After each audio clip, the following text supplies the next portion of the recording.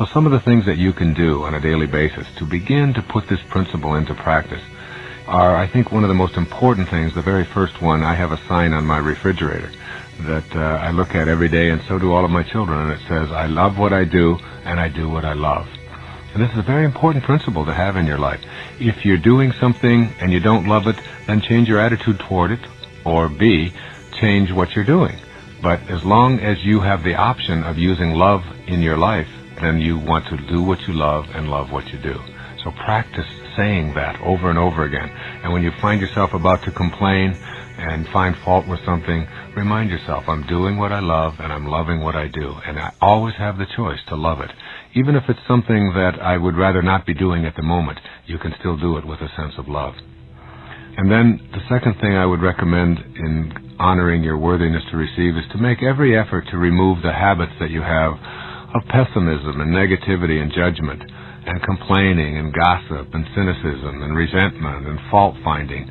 All of these kinds of ways that we have in our inner dialogues and our outer dialogues. You get these words out of your vocabulary and you replace them with words of optimism and love and acceptance and kindness and peace as your way of communicating, as your way of processing your world and all the people that are in it. It's just a habit. Most of these things about complaining about the weather or complaining about the way your Aunt Tilly does her hair or not liking the way the dog comes in the morning or whatever it is, all of these things are just habits that you've cultivated, and they keep you from feeling worthy of receiving all that you would like to have manifesting. Love is the energy that will bring that to you, and if you don't experience and use this love in your own communications, then it will be blocked from your life.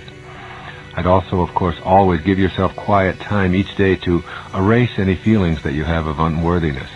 One of the cliches of our culture today is that God doesn't make any garbage. God doesn't make any mistakes. And you are not a mistake. You are absolutely as holy and divine as everyone and everything else on this planet now, or that has ever been here or ever will be. That divine energy and force is within you. It can't be taken away from you. And just take a moment or two every time that you start putting yourself down or finding fault with something about yourself to remind yourself that you are a divine creation. You are a piece of God. And when you put yourself down, you're literally putting God down. And that's something you want to avoid doing.